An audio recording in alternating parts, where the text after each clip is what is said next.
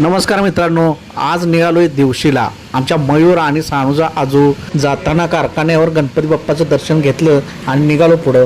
मरळी ग्रामपंचायतीपासून turn मारला आणि आलो पुढं एस टी स्टँडवर. आणि इथला टर्न म्हणजे एकदम सगळ्यात डेंजर टर्न, कारण पुढनं वाहन आलेलं इथं दिसतच नाही काय, म्हणून हॉर्न देऊन गाडी येथून सावकाश चालवावी.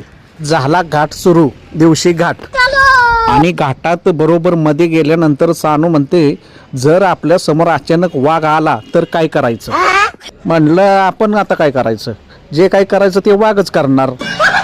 इथनं पुढचा ब्लॉग वाघच बनवणार. मग welcome to back my channel. Tiger भी जिंदा है.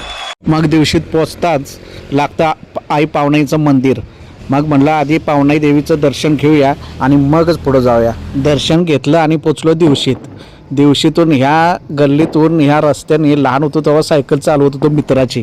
आपला मित्र पांडुरंग. भावाला भेटायची खूप इच्छा होती, पण भाऊ बिझी असल्यामुळे काय भेटता नाही आलं, पण लहानपणाची आठवण झाली. दिवशी गावाबद्दल सांगायचं म्हणलं तर पावना देवीच्या आशीर्वादामुळं पहिल्यापासूनच दिवशी गाव प्रगतीपथावर आहे. मग सानूचं ग्रामपंचायतीमधलं काम आटपलं आणि निघालो परत घरी. व्हिडिओ आवडला असेल तर लाईक करा, कमेंट करा, फॉलो करा. धन्यवाद.